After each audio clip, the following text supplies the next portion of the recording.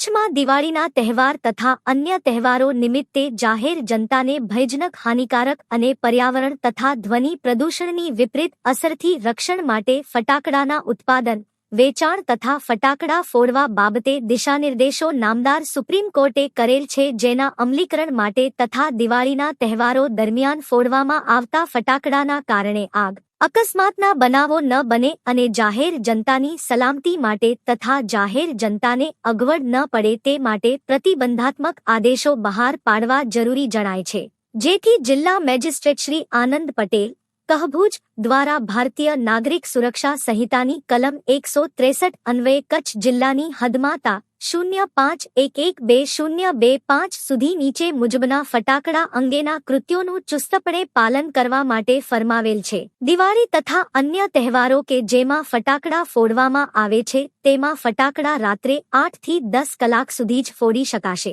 સિરીઝમાં જોડાયેલા ફટાકડાની લૂમ, સિરીઝ ક્રેકર ઓફ લારિસ થી મોટા પ્રમાણમાં હવા, અવાજ અને ઘન કચરાની સમસ્યા થતી હોવાથી તે રાખી શકાશે નહીં કે વેચાણ કરી શકાશે નહીં. હાનિકારક ધ્વનિ પ્રદૂષણ રોકવા માટે માત્ર પેસો સંસ્થા દ્વારા અધિકૃત બનાવટવાળા અને માન્ય ધ્વનિ સ્તર ડેસિબેલ લેવલ વાળા જ ફટાકડા વેચી વાપરી શકાશે. હોસ્પિટલ, નર્સિંગ હોમ, આરોગ્ય કેન્દ્રો, શૈક્ષણિક સંસ્થાઓ, ન્યાયાલયો, ધાર્મિક સ્થળોની 100 મીટરની ત્રિજ્યાના વિસ્તારને સાયલેન્ટ ઝોન તરીકે ગણવામાં આવશે અને ત્યાં કોઈપણ પ્રકારના ફટાકડા ફોડી શકાશે નહીં. કોઈપણ પ્રકારના વિદેશી ફટાકડા ગેરકાયદેસર આયાત કરી શકાશે નહીં, રાખી શકાશે નહીં કે વેચાણ કરી શકાશે નહીં. તમામ ઈ-કોમર્સ વેબસાઇટને તમામ પ્રકારના ફટાકડાના ઓનલાઈન ઓર્ડર લેવા પર તથા ઓનલાઈન વેચાણ પર પ્રતિબંધ મૂકવામાં આવે છે.